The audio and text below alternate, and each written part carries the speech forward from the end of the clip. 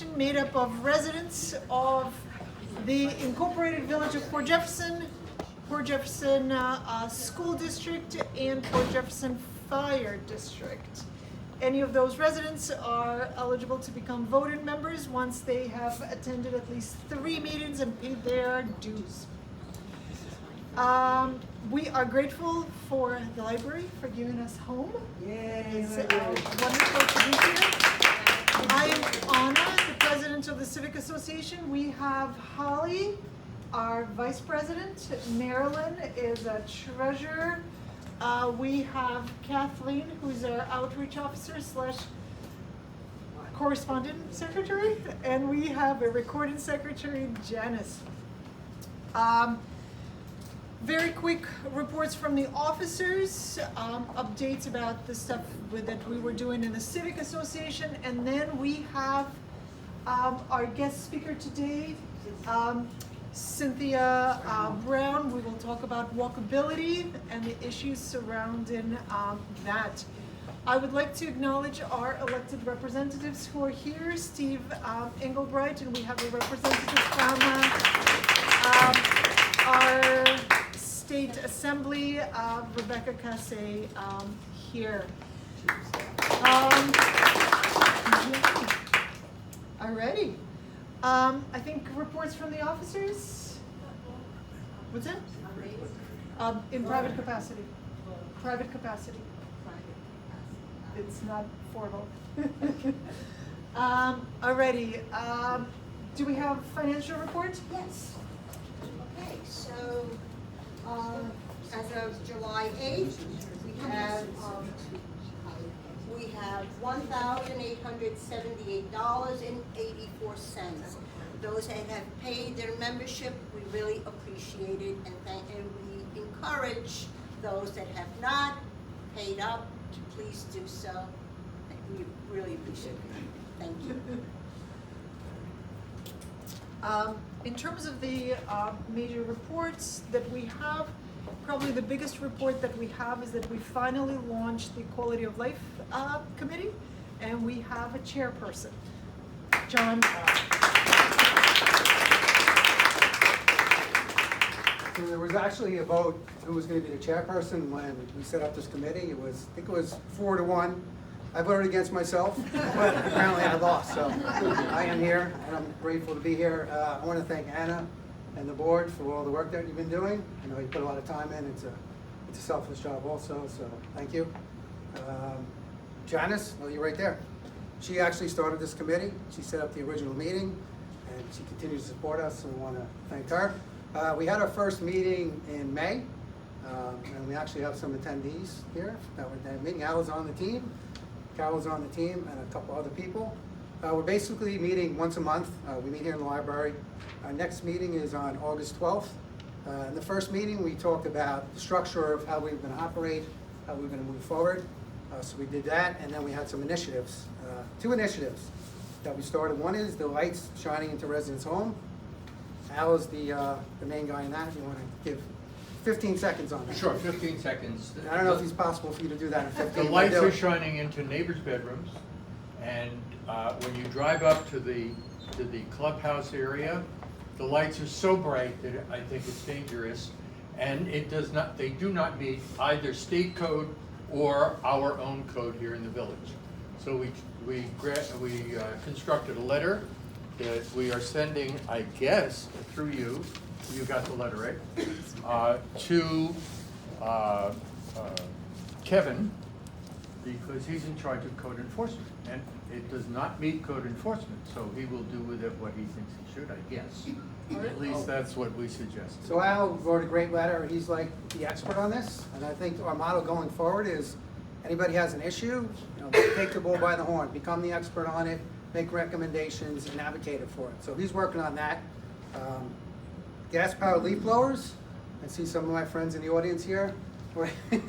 It's something that's been on my plate for a couple of years now, but now that we have a formal committee, I'm really happy about that. But basically, we're going to be advocating for some common sense restrictions.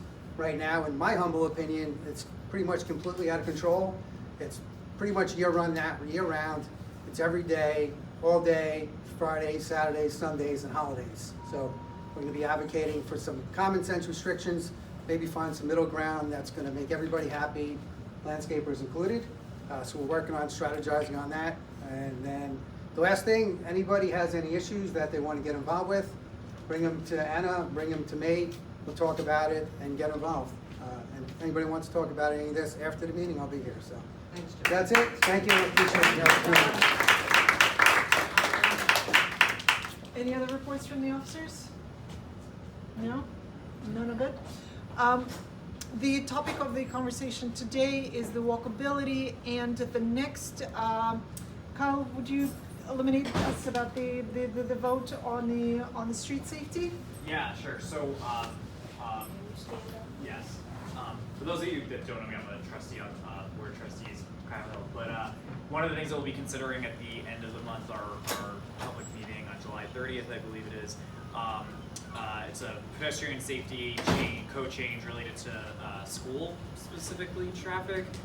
So the problem is that there's a lot of parents like to pick up their kids at the last bell, and it creates, cars are waiting up on old posts. This is over by the high school, and a lot of congestion and traffic, and cars can't maneuver around them. The worst part about it is some parents park actually on the far side of the street, so kids have to jump out into the street to get picked up. So our solution is eliminate the standing, parking, and idling on the far side of the street, so at least the congestion is only on one side. So if you're passing through, you only have just that one side, so two cars aren't trying to get around traffic on either side. And this way, none of the students should be running into the street. And then in conjunction with that, we're also going to extend the paint lines on either side of the crosswalk, so that the problem that the crossing guard alerted us to is that cars are parking right on top, or not on the crosswalk, but right next to it, so that you can't really see past the car until you're in the road yourself. And the cars can't see that you're also coming either.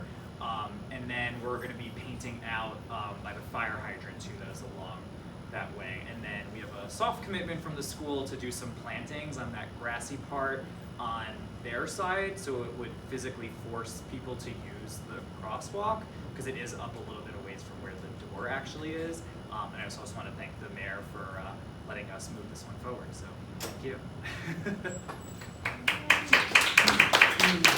All right. Any other updates, questions?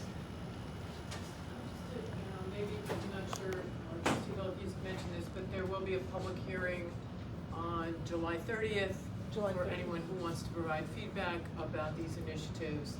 And if there's not too much of a controversy, we could even be meeting on it that night. Yes, on the 30th. Wonderful. So July 30th is the date for the public hearing. We'll send out the email to everyone else, just in case there are comments, suggestions. If there's nothing else, I'll hand over to Janice, who babied this project.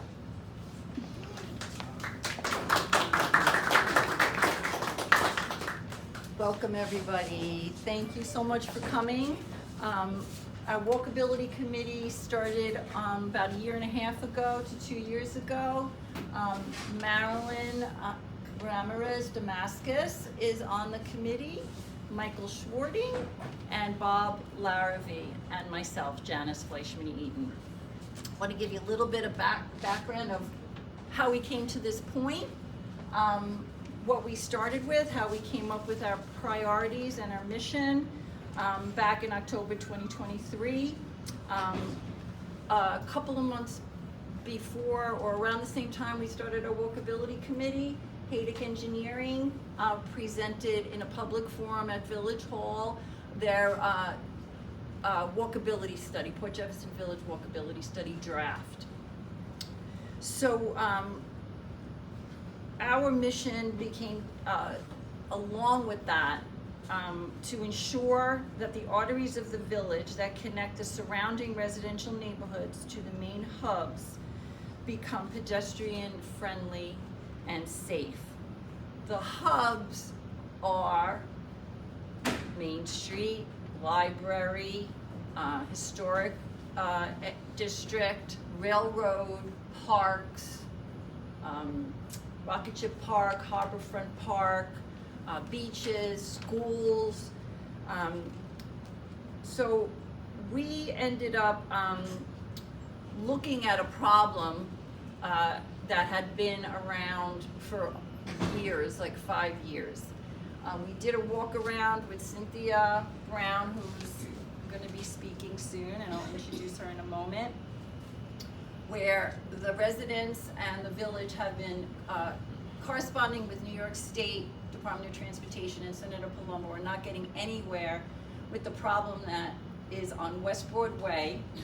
So the westward bound, when you're leaving the village, West Broadway and Beach Street, as you go west, there's a crumbling sidewalk or no sidewalk up until between Bayview and Arlington. And so we're trying to continue to address that. The only thing that was done was a sign that is this picture of, basically a picture of that someone is going to go on a crosswalk, and there is no crosswalk there. So that's still an ongoing problem, and we're hoping to learn how to advocate for that and have contacts, hopefully maybe through Rebecca, our assemblywoman, as well. So we got to know the Haydick Engineering study very well, and we met with the Conservation Advisory Council because we had some needs.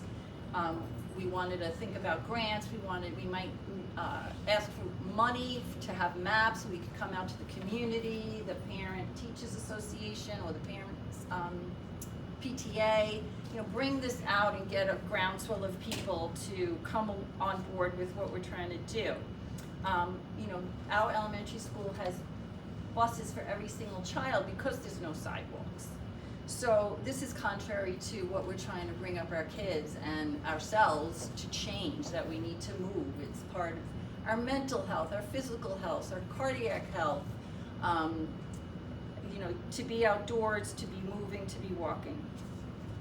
And also we talked about, and we started to develop a survey to survey our residents. And also we found that the 2030 comprehensive long-range plan of our village has 4 sections that I'm not going to go through right now, but it does address pedestrian safety. So we want to move ahead with what that plan was as well. In January of this year, we met with Public Safety Advisory Council, which is a couple of members here. Kyle Hill is the trustee liaison. And we talked about, and we did a walkthrough as well. So we looked at what Haydick Engineering gave us was a matrix of how to look at the roads in the village. And then they came up with green, yellow, and red.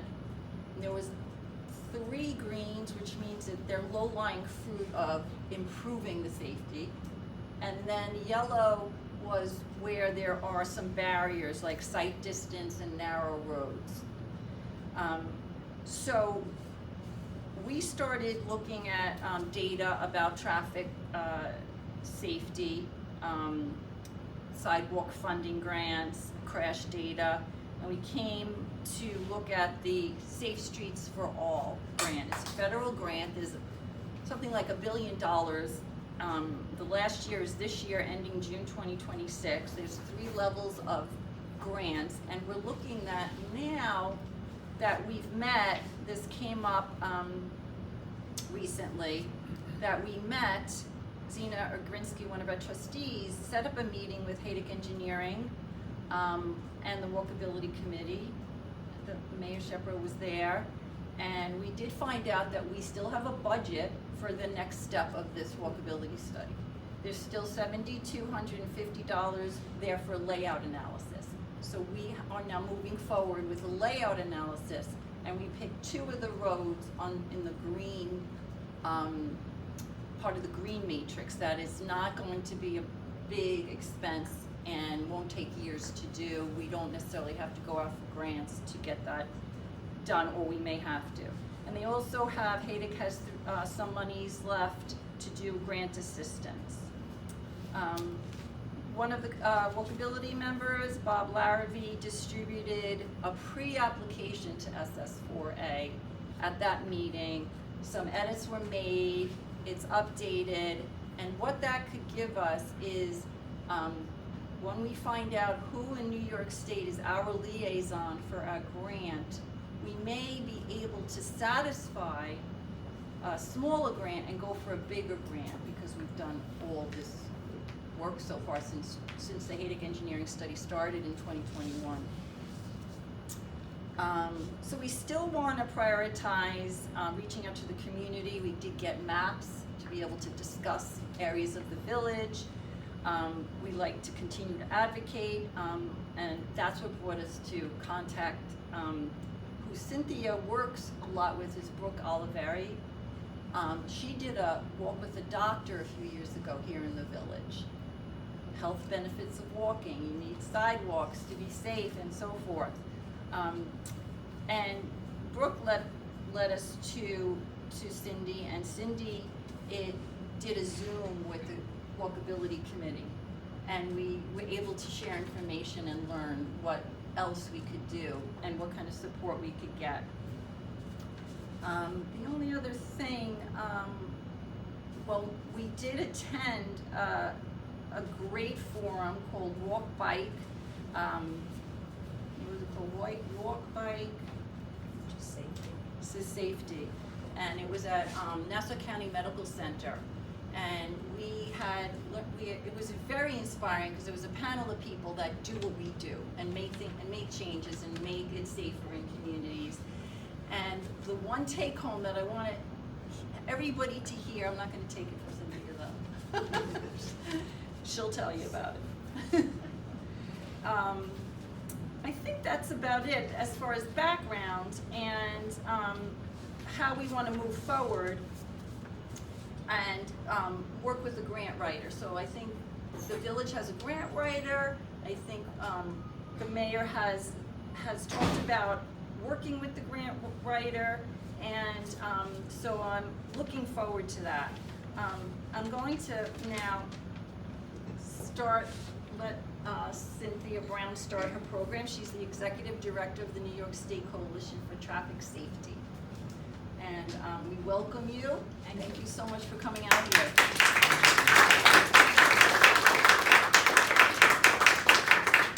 Just to build a little on what Janice said already, you have made a very good start. And I don't know, when you talked about having $7,200 or something left on a previous grant, what was it you said that the company was going to do for you? A layout analysis. Yeah, that's what I mean, is that a pre-design or?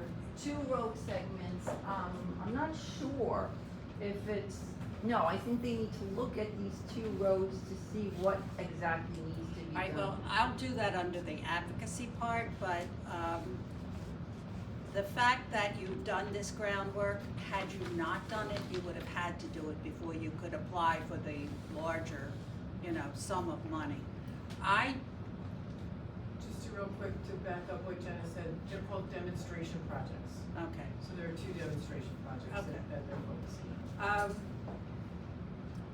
The other program that you spoke about, this Walk with the Doc, where this young woman, Brooke, who is with the Long Island, Nassau Suffolk Health Collaborative, Long Island Health Collaborative, that's a program where a doctor comes in and talks to you about the benefits of walking. Why should you walk? Why is it good for you? And I come and say how you could walk without killing yourself. Well, the gentleman left that talked about schools, but that problem with the schools will go on long after you're gone, and it's been going on for 300 years before this. There is an argument to be made for the fact that children cannot walk to school, and that every child is on a school bus, and they get next to no exercise unless they're playing an organized sport or something like that. So there are so many more children who have diabetes and whatever now than what did 25, 30 years ago even. So that's another good argument that you could make for that. We took a walk today, and Janice and Marilyn and Michael and Bob, who's not here, took me through a lot of streets to show me specifically what your issues are, mostly of which are lack of sidewalks, and as far as I was concerned, also lack of road markings that could have improved safety with nothing except a can of paint and, you know, somebody that knows how to stripe a road, which people have actually done, by the way. So these were basically the areas that we went to look at. I'm assuming this is the,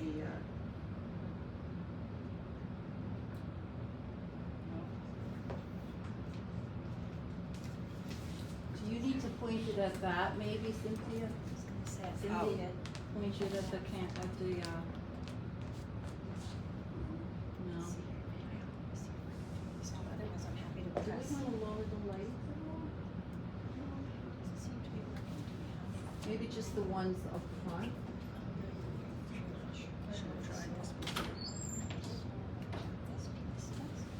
it was just sitting here. Of course. Oh, there you go. Yeah. Just to give you a little background on myself, I've been doing traffic safety for more years than I care to remember, but I originally worked for the organization that got the seatbelt law passed in New York State in 1985. I've been saying, but from that we were actually a national organization at the time. And then they broke off into chapters based on the state that you came from. So we, you know, remained obviously with New York and stayed in the traffic safety field to do education. The premise at the time, and still is, that the safest way to keep people from being killed on the road is to use all 3 E's, education, engineering, and enforcement. And truthfully, if you don't have all 3 components, it's hard. And I know that enforcement sort of really fell off during COVID, and numbers of statistics of people who were killed and cars that were guilty of speeding and vehicles that it wasn't just one person being killed in a vehicle, it was multi-people being killed in a vehicle that was going in excess of 100 miles an hour. So these were the kind of problems that arose through COVID, and all the ground that was made in 20 years previous to it, a great deal of it was lost. This year so far is the first year that different areas are showing improvement in both motor vehicle deaths and pedestrians and bicyclists killed by motor vehicles. So there is hope, and we looked at I guess 3 or 4 different areas where Janice could tell you the streets better than I can, but if you can, this go again. Oh, All right, this is what basically we do. And we want to educate you about vehicle and traffic laws. We want to reduce the number of pedestrian and bicyclist deaths. We want to provide best practices, which is how do you keep yourself from being injured by a car or another type of motor vehicle. Nowadays, we don't have an abundance of sedans on the road. We have an abundance of SUVs and pickup trucks and vans and vehicles that, if they do strike you much higher up on your body than what a sedan would, so that the number of injuries and deaths increase due to that, and the weight of those vehicles is much greater than the weight of a regular car is. So that's another reason that the injuries are more serious or fatal. There are things that you can do to keep yourself safe. One of which Janice reminded me, you wave your hand when you cross the street, you make sure that that car that's coming sees you. If it's after dark, it really helps to wear bright colored clothing, even if they're your sneakers, because the car lights reflect off of it and the driver can see you better. There are really many different things, and there were laws that were passed umpteen years ago that, you know, like a car is supposed to stop for you if you're in a crosswalk, but, well, you don't even have hardly any crosswalks, so it's not like they're gonna stop you in a crosswalk. But that is the law, but you really it's very risky to, you know, step out in front of them. I don't recommend it. And for children in particular, it's very hard for them to be seen by motorists if a motorist is in a pickup truck and a child is 6, 7, 8 years old. So, and also the fact that they take school buses all the time, they're not really learning sort of what we used to call the rules of the road, you know, like cross at the green and not in between, and these different little things. So I don't know what they do when they're out on their own, if they're always with an adult or if they take a chance and want to just go play someplace. So they really should learn where they should cross and, you know, what a traffic signal means, and do you have the kind of traffic signals that you push a button to get the walk light, or, you know, what the signals mean.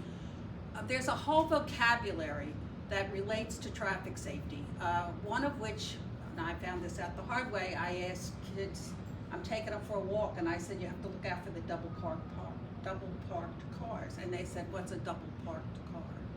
You know, because they never walk, so they, you know, they don't know. So it's simple things like this, and it's very difficult if you have an area. I wanted to look at the train station today, but I live much further west and by a train station that doesn't have a parking lot. So when everybody comes out, they just, you know, they're just pushed right out into the street, and everybody's double parked like they're in front of a school. So it's a nightmare. But here you have this nice big parking lot at your train station, so nobody really came out that way, and I didn't look like a lot of people were, there was a bus stop there, but it didn't look as if there were that many people, you know, taking the bus. So that's, you have different issues. So anyway, you can go to the next one. This is very hard to read, but this tells you, a lot of this is we looked at Old Post Road, Thompson, where's the other one? Going west on West Broadway. On West Broadway, right. And this just shows you there were 96 crashes. I think this was 2000, yeah, from October 23 to September 24. These were the number of people injured, and fortunately there was no one killed. Of the total of the 96 crashes, 4 were pedestrian with 3 people injured. There was 1 bike crash with 1 person injured. And that's another thing. You have almost no, I don't know if you have a lot of bicycle riders, but there's hardly any bike lanes. And there are absolutely no protected bike lanes. A protected bike lane would be one that either has a stationary barrier, or like they do it in, well, it would have to be a much wider street, but they actually use the car is parked out into the street, and the inside lane is for pedestrians and bicyclists. A lot of your roads are much too narrow to even be able to do something like that. But you could do cones, or, you know, something that's, well, if the car hits it once, doesn't destroy it. So, you can go to the next one. All right, so here, West Broadway and 25A from Beach Street to Bayview Terrace. The north side has the neon green sign, a pedestrian crossing at a corner. This is the one that I really don't like. I don't know, that was to me like they gave you lip service. They threw up that sign and they didn't do anything else. There's no crosswalk. It's not even an honest to God sign, it's just a picture. And it doesn't even say pedestrian crossing or whatever under it. You would have to hope that the motorist notices the sign as he's coming around the bend, because you have a lot of narrow, winding, hilly roads. And it really is dangerous. So, I guess people, maybe you have your own form of what they call traffic calming, because the roads are made like this, and you can't go 95 miles an hour on these. I can't even imagine maneuvering these roads at night. A lot of them are single lane. If there's a problem with people passing on single lane roads, that's even more dangerous. And but that's the sign down there I was talking about. I really don't know why they put that there. They had an extra sign. They must have, I don't know. I think it was just like maybe somebody annoyed them when they called, so they just threw up a sign. Do we know whether it's state or? She said it, or they said, I was told it's a state road. It's State road, Yes. So the state put it there. Yes. Yes. 25A. I wouldn't even have such a problem with it if they had put a crosswalk, Sure. you know, to indicate to people. I mean, the law is that if you don't have a marked crosswalk, the corner is considered the crosswalk from one corner to the next. But that's asking a lot of people. I'm sure there's no lighting here at night. Could you even see to cross the street? You would have, if they had put a sign like that with one of the lit ones that, you know, I use an example. My office, it used to be in Garden City, which is a very nice area. And Garden City borders on an area that's called Hempstead Village. And it's 3 square miles incorporated. It's the most populated village of its size. And it's low income. It has the Long Island Railroad, the bus terminal, its own police precinct, about 5 schools. It just goes on and on and on. And it is south of Glen Cove Road. But it is really Glen Cove Road. But they, of course, when it got into the village of Hempstead, they changed the name of it to Clinton because they didn't want to be associated with the people that live in the village of Hempstead. So if you are driving north on that street from the village of Hempstead, the minute that you hit the border between Garden City and that street, the first thing you see is the most fancy stop sign with lights and bells and whistles and all kinds of things, you know? And that police officer who spoke at the thing, that's Garden City, that's where he's from. He's a wonderful man, and he really, you know, they really try. It's not their fault that the village of Hempstead doesn't put any money into the, you know, but it shows where people's priorities are. So as a result, the village of Hempstead has the highest pedestrian rate in the state of people being killed. And it's a shame, and the state gives extra money to the police department to do education and programs. But it's the nature of the beast, so to speak. It requires constant enforcement. At your school, I would try to get, you know, do like they do at the airports. When you park along the side of the road because you can't park anyplace else and you're trying to pick up somebody, and then the police car comes along with the bullhorn and they chase you. That's what I suggest. That happened to me yesterday, so it's fresh in my mind. But anyway, these are all really valid areas of concern. And when I asked you the question before about, you know, what the money was being, we did a program with a gentleman who isn't a civil engineer, and he does environmental engineering also. And he is with I off the top of my head don't remember because he was on a committee with me, but he did a redesign of the road, this Clinton, for just that one block to show what could be done to make it safer. And I think that you should take whatever one is the easiest to do, the one that you would most likely be successful at. And if you're an architect, perhaps you know somebody, even an engineer, and just redesign one intersection or sidewalk to look like you think it should look. And then photograph everything, do a before and an after. You've already done all the groundwork to get these grants. You have a grants writer.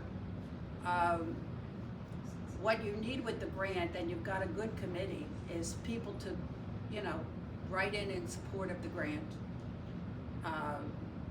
People, your local legislators can be very helpful, you know, but that's what I would do as an example, to pick one that meets your needs, but also could be not that hard to do, and show what it could look like if you put the sidewalk in. And if you have broken sidewalks, I don't see how they are getting away with not repairing a broken sidewalk, because there's already been a mission to fix, you know, they put a sidewalk there in the first place, so it really should be maintained. That's the other problem with this stuff. They'll do it once and they never come back. because there can be money in the capital budget, but not the other budget. So, but that's one thing, you know, that I would really suggest you do for yourself, because this way you're showing them, and you're showing other people in the village that you could get to support what you want done, that here, this is what, you know, we could do. And if you have any information as to someone who has been injured, who was in one of these crashes that we have the data of, if you have any connection to them, I would get their testimony and see if they'll talk to you about what, you know, what caused the crash, why, how did they get hurt, what, you know, was it because of speed? Right now, yesterday, there's an organization that's called the Governor's Highway Safety Association, and it's the state DOTs in every state, and they make up this organization, and they just put out a report from 2024, because they're sort of bragging a little bit that things have started to improve. Pedestrian deaths are down, regular motor vehicle deaths have declined somewhat. The largest contributing factor to almost all these crashes, whether they're pedestrian or in-vehicle crashes, is speed. After speed, it's drugs. Drugs or alcohol, and, you know, impaired driving. And so there's really only like 4 factors that are involved in practically every crash. And if you can relate, I'll send them to you, Janice, so you have the whole report. It's only a page and a half. But if you meet any of the criteria that's in what they're saying is the greatest cause of crashes, then you can talk about in your grant how what you want to do will reduce the likelihood of somebody being injured at that intersection.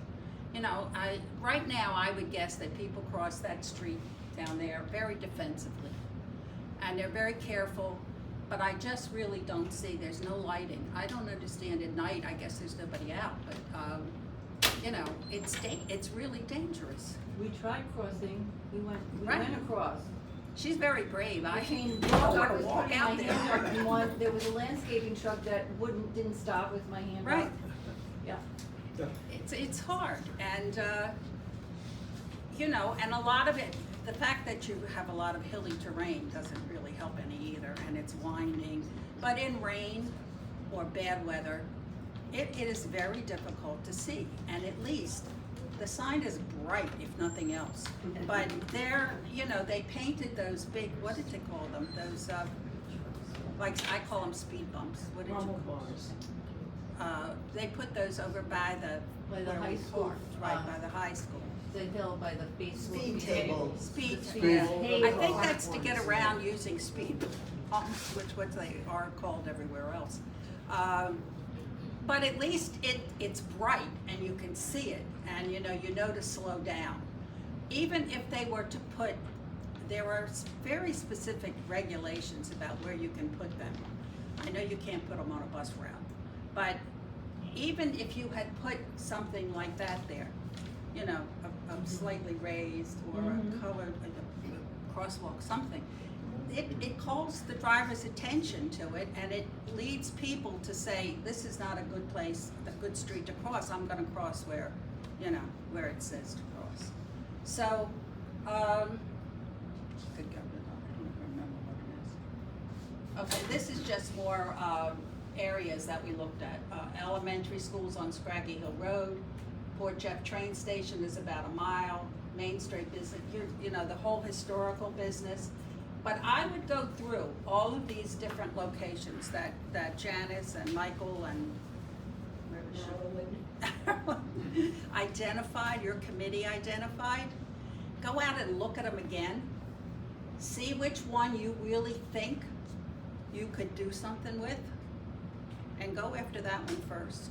Because I think if you get one and people see it and they see how helpful it is, and that, you know, it really is a good idea for safety, maybe your children could start to walk home from school if they had a safe route.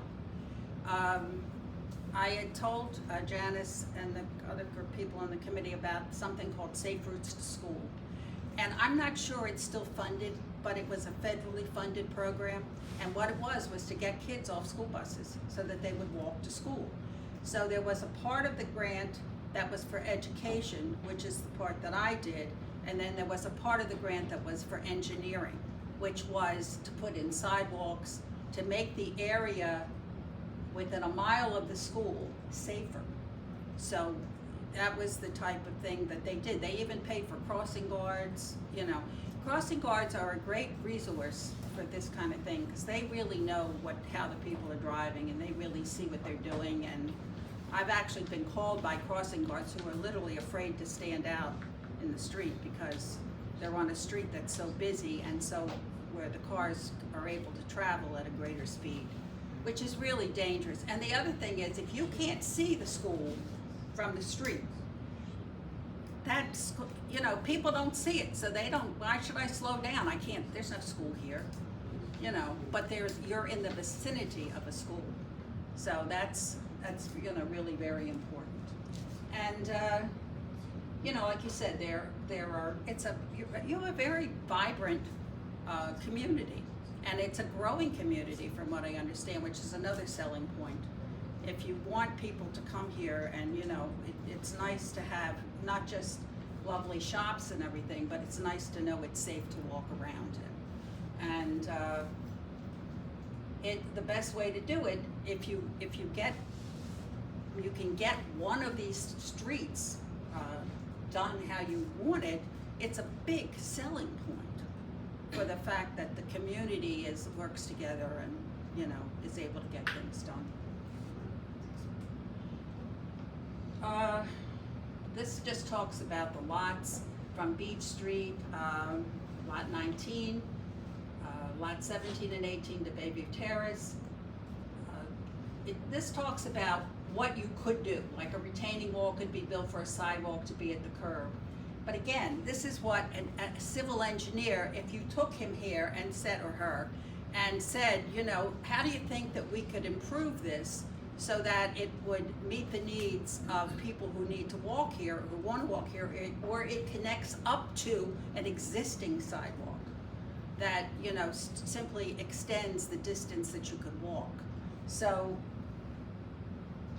how do you achieve these advocacy? So anyway, that's basically what I wanted to talk to you about. And I don't know, anybody have any questions? You know, my daughter lives in Princeton, New Jersey, and driving to and from, I go through this little town of Rocky Hill. And we went to a restaurant there one night. And in Rocky Hill, they have a crosswalk, and they have a push button. So when people get to the crosswalk, they push the button and a yellow light blinks to caution the cars that somebody requested crossing at the street. Here in Port Jefferson, we drive down and people get to a crosswalk and they walk out because they're in a crosswalk and they don't participate in safety. The only person that has to participate is the driver. They just walk out. And sometimes they stand there and they talk and then all of a sudden they say, oh, let's go, and they walk out. Have you seen such a situation with a button to push for participation? Because I stopped and I watched, and people walked up to this light, and up to this crossing, and they pushed the button because they knew it was there. They participated, but we don't request any participation. I'm sorry. Port Jeff Station. Well, what about the Port Station has one? Yeah, We have one on Broadway too. Okay, drivers we don't do. always slow down. Those but- are terrific. We need, Well, we have them by Well, the there trails. are really. by the trails, we do have them. Well, they go on automatic. No. We don't, or do you push the button? You do, yeah. They really have developed some really good traffic devices, signals. You know, I know that, I haven't seen it myself. It has an odd name, but I know that if you're on a bike and it's an off-road bike trail, but at some point when you're following the bike path, you have to cross like 347, let's say, some major road. They have a kind of signal now that's for that, so that it triggers it, so that when you We do have cross, it. yes. Yeah, the bike path from Altsana East that runs on 25A, I ride that a lot, it has those. Yes, Pretty so much those, every that's an intersection. example The of green- the, the green you know, light the trail. types of signals, but most places, you do have to push something to activate the signal. Except New York City where you can't get across the street anyways. But believe it or not, the new ones they're putting in the city, you do have to push, so we're back to pushing. So, maybe for the reason that you say, because it makes somebody participate, you know, instead of just, walking up and standing there till it, that's how I found out in Garden City when I first went to work there, because I live in Queens. But I I'm think we standing have- there looking and I said, this light is never gonna change. I think we have to teach safety participation. Yes. Well, I think another thing that we need is cops, because I walk, going down 112, going north, there's a parking lot for the CVS, there's Barnum Avenue coming in, there's actually a crossing guard there during school hours. You go across, you come back, you start on your way across the crosswalk, and cars go, shoot! There's a stop sign there right there, but they go anyway. I mean, these are people who don't care if they hit you. I'm in the crosswalk, and cars are going right onto 112. Well, that's why I don't tell people to, you know, No, it but we need frightens somebody me. to stop the people who Well, are you breaking could the law. probably, you know, I'm sure that the same thing is true here, it is in Nassau. Every county has a traffic safety board. If they don't get funding from the state for these programs. And the funding funds police departments as well as, you know, and, money, which is called Stop DWI money. It's money that comes from fines that people who get stopped and arrested for drinking or drugged and driving. That 65% of that money comes back to the locality where the ticket's written. So and then it's fed back to do overtime for the police departments for different things. So maybe you could work with, invite one of them here one night, and then, you know, that does traffic safety, and see if they would put a police officer outside of school on a rotating basis, you know, once a month or whatever. And the same with the areas that you know are dangerous, so that they would see it. Because if you see a police car out there and with the lights on and whatever, people slow down because they're afraid they're gonna get a ticket. And you don't have speed cameras anymore either, because they eliminated them here. So, at least on major roads, those might have slowed people down a little bit. I don't know if you had any speed cameras in the village or not, but, you don't have them anymore, so. I want to ask Mayor Pepper, would our constables be able to stop somebody who did not stop at a stop sign? Two things. We have code enforcement, not constables. We have no authority to hire constables in the village. And code enforcement cannot conduct a moving violation enforcement. They cannot enforce moving violations or stop vehicles at all. So that is all under the jurisdiction of the Suffolk County Police. And they never could, just, that's also They never important could. detail. Yeah, but we do have Suffolk County Police involved in the village, and they do come to every open general Board of Trustees meeting at the end of every month. And there could be a discussion, right, invited, the comments are invited at those times. So that's a good topic to bring up to what we can do with our Suffolk County Police Department. They are responsive to requests from our residents who say, I'm noticing a lot of speeding on East Main Street or on Scraggy or on Old Post Road East. And it would be great if you could just deploy a patrol vehicle there for the time being. They did that up at Brook Road for residents there for a while, and it did help restore some driving sanity, but it's not a permanent solution. They don't have I've just the been, I human couldn't resource believe to it, do looking that. at the driver in the eye, right to the stop sign, right past me in the crosswalk. Well, the sad thing is, No, I think actually, Go ahead, Janice, I'm sorry. I just was saying that after we went to this Walk Bike Summit, and Cynthia said, when you go onto a crosswalk, make eye contact with the car that's coming. Don't assume that the car sees you and is gonna stop. That's the best takeaway from that summit for safety. Not 1 or 2 weeks later, I don't know if you read in the paper, that elderly gentleman in Southold was crossing at a crosswalk and got hit and killed. So we are responsible as pedestrians, because I am guilty of just stepping into a road and thinking it's a not car is really gonna guilty, see me. but okay. So we have to participate in our safety by getting that the driver to see us, and I know that driver sees me before I step out into the road, because they're not even stopping at the stop sign. Well, and I was saying, I was looking the driver in the eye. They're looking because they have to look to the left to see if a car is coming on 112. But they don't care that I'm in this crosswalk. All right, we have more questions. I had a law enforcement. Can you stand up Sure. so it would be easier? More of like a suggestion, not sure if the Civic has done this already, but the Suffolk County Police Department has community liaison officers, and I've seen at other civics, one comes and like does a little presentation on like, here's your jurisdiction, here's some of the things that have happened, but if you have them in the room every meeting, then they might be able to hear some of these things to bring back, and you can even make that request while they're in the room. That's just a thought, and if anyone needs their contact, I will pass it along. Thank you. You should also remind them that Suffolk County has the highest crash rate in the state. Yeah. We have the most fatalities and injuries.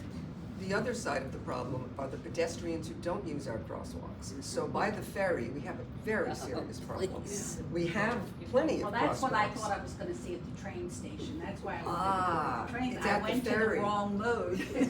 Because at the ferry, you've got it's just a blinking light, and you've got traffic merging from 3 directions. And you've got crosswalks at every corner, which is great, but no one uses them. And we have a lot of tourists. So people come with their ice creams, they're eating pizza, they're crossing the streets, but they are, as a driver, it's difficult to navigate, because you're thinking, okay, or you stop and the car in front of you stops short because other people are crossing not in the crosswalk. So is that the kind of thing that our code could enforce with, where people not crossing in crosswalks? It's Is that- jaywalking, it's not, no, it's okay. not in our code. In It's Lindenhurst, they can. penal code. So it's not a. Our code folks can certainly help direct traffic and help people understand that it should be. Maybe you could try a public service campaign, like, I suggest chatbot come up with a clever slogan, like, not, stay in the crosswalk, you're saving your life. I think the problem in that particular spot is it's mostly tourists, Oh. so we don't, So they don't in that, even see in it. that area, people mean, running from the back and lady forth in from the the green hotel. and We can collaborate with the ferry, because they Yes. do a lot of announcements. That's true. It's possible to, before you cross, we could possibly, Well, you could ask them, say, please cross in the crosswalk, save a life, cross in the crosswalk. Jenny? I mean, one of the hard things that I think we're kind of grappling and trying to wrap our heads around are, some of these things are, can be helped with mechanics, right? And some of these things can be helped with, the concept of policing and enforcement, but what it really comes down to is someone who's driving quickly through an intersection, has made eye contact but continues to go, is suffering from a me first, I'm more important in this moment mindset, right? Like, people know that they shouldn't blow through a crosswalk with somebody in it, but they With a are stop making sign. that decision, With a right? stop sign. Right. That's part And of it too. then the other thing is, I mean, signage works, but again, signage works if people believe that they should follow the signage, right? There's a community ethic, I'll call it, that's, I think, at the heart of this. And so getting to the point of, and it's hard, because if you make announcements on a ferry, is people have already crossed the street and whatever mayhem they've caused to get on the ferry, right? So it's already, they're on the other side. Coming off, maybe it'll hit them. But I lived in San Francisco for quite a while, and I am not by any stretch of the imagination saying that California has these things solved. They have different issues. But there is an ethic, and I don't know whether it came from a great deal of enforcement years before that left a vestigial concept that if someone steps in the street, cars skid to a halt, almost detrimentally. But there's an ethic that pedestrians have a right of way to the point where all other things come crashing. Now, do pedestrians abuse it? Yeah, they do, and I was one of them, because when I lived in there, I grew up in New York, and I'm like, you go when you can go, and people would be like, you can't step in the street, right?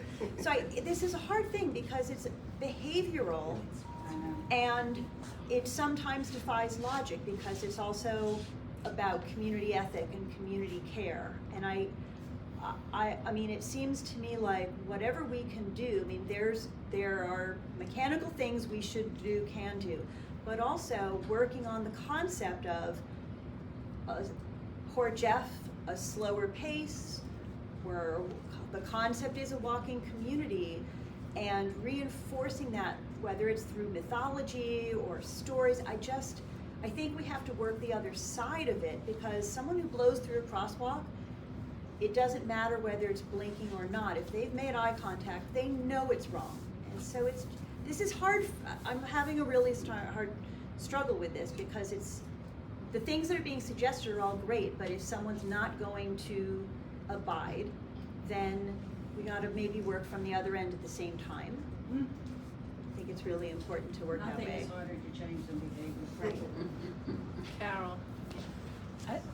I was wondering, we used to have the pedestrian cones in the crosswalk where East Main intersected Main Street, and for just in a few crosswalks, but it was a visual to everyone who was driving as well as the pedestrians that there was a crosswalk there. Now, they disappeared. You're not using them. Is there a reason why they were ineffectual or something? Because I know as a resident, I was always aware, saw that cone, and it hits you. There's a crosswalk, people, this is a busy one, look out. So that's a simple, it was the pedestrian cone in the middle of the crosswalk. At the teen center at the intersection with East Main, I know there was one there for a long time. I mean, we've only been back up in business at the teen center since March. We watched people hit the sign that was there and the cones. It's astonishing to me, the abuse that the items that were being put to slow drivers in the crosswalk. The mangling was astonishing, and the behavior that we watch from our viewpoint at the teen center of the U-turns in the middle of the road in front of people, and the gear in the middle of the crosswalk is I didn't mangled. talk about what we call e-mobility, the electric bikes and the scooters and, all of this, which is just such fun that's coming down the road now. And it like has a life of its own. I don't think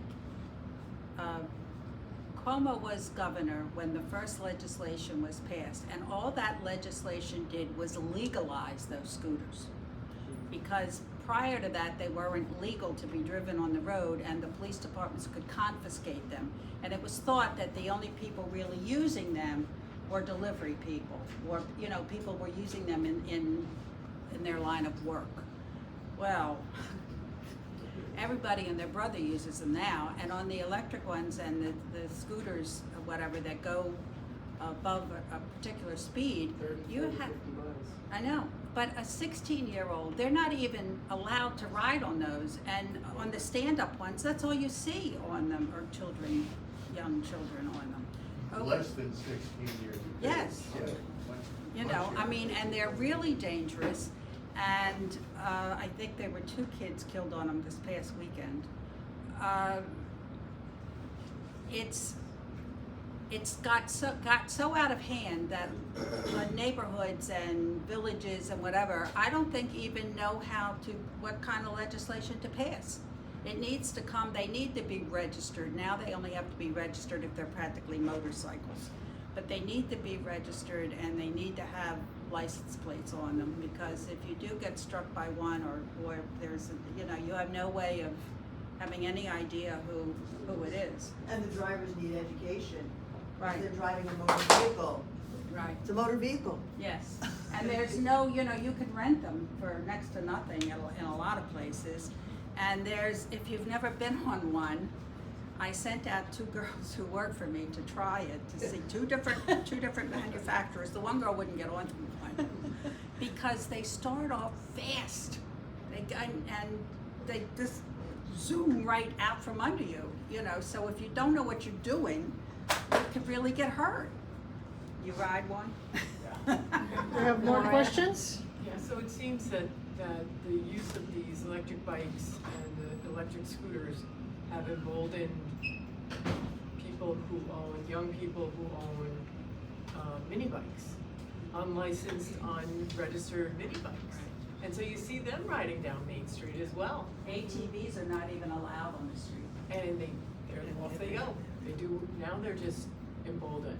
I mean, that's something that if you can get a police officer to come here, I would ask about what they see, with these bikes. They're very restricted on being able to stop minors. What are they? The mini bikes? Are they those mini motorcycle? Yes. So Well, there's Oh, all those different ones. kinds. There's the stand-up ones, there's the sit-down ones, I was telling Janice, there's a website it's called Micromobility, that's all it is. And it's international, it actually comes from New Zealand. And about 2 years ago, they were advertising this international symposium that they were gonna have. And I didn't send anybody to the symposium. I sent them to watch it on Zoom, because it was like 3 days. They have, since that time, they had the woman there as their overall focused featured speaker, was the woman who used to be the head of transportation in New York City, Janine Sadiq Khan, that's her last name, and she was a big bicycle enthusiast. She was the only person who even mentioned safety.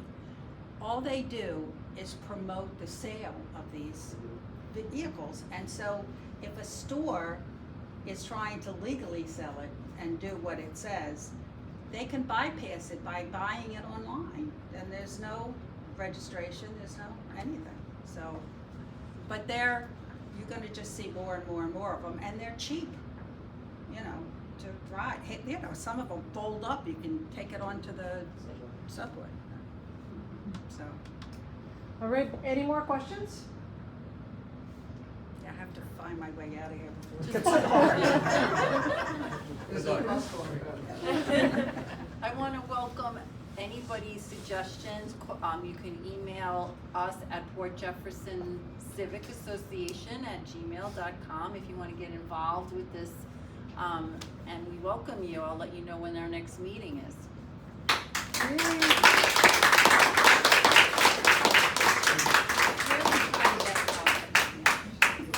Thank you so much, everyone.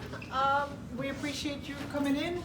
We need to be out of here by 8:30, 8:45 the latest. Please mingle around, come meet your neighbors, and let's coalesce together to figure out how we will work. Can I say one more thing?